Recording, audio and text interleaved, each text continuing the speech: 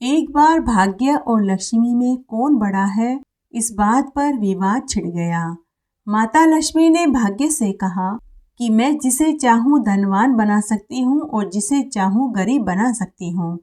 तब भाग्य बोला कि हे देवी लक्ष्मी, लेकिन आप भूल रही हैं, अगर भाग्य ही साथ न हो तो आप किसी को भी अमीर और गरीब नहीं बना सकती।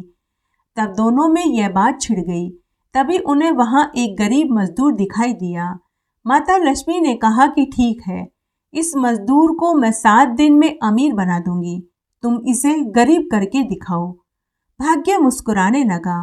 तब माता लक्ष्मी ने एक सुंदर युवती का वेश बनाया और मजदूर के पास गई और सोने की 5 मोहरें देकर बोली कि हे मानव, मैं परी लोक की अप्सरा हूँ, मैं तुझे 7 दिन तक यहीं मिलूंगी और तुम्हें रोज 5 सोने की मोहरें दूंगी, तुम रोज यहीं आ जाया करना। मजदूर यह सुनकर खुश हो गया।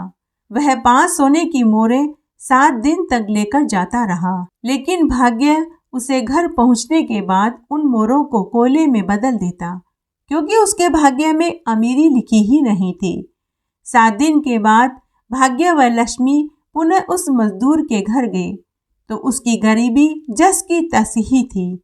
वह अपनी पत्नी से कह रहा था कि भगवान, कोई परी लोक से कोई अप्सरा मुझे 5 सोने की मोहरें 7 दिन से रोज दे रही है, लेकिन भाग्य में तो गरीबी लिखी थी। घर पहुंचते ही वे मोहरें कोयले की हो जाती थी। उस दिन लक्ष्मी जी समझ गई कि जब तक भाग्य साथ न हो तो लक्ष्मी भी उसके हाथ नहीं रहती। उस दिन लक्ष्मी जी समझ गई कि सिर्फ लक्ष्मी ही नहीं, भाग्य भी जरूरी है। बिना भाग्य के लक्ष्मी नहीं मिलती।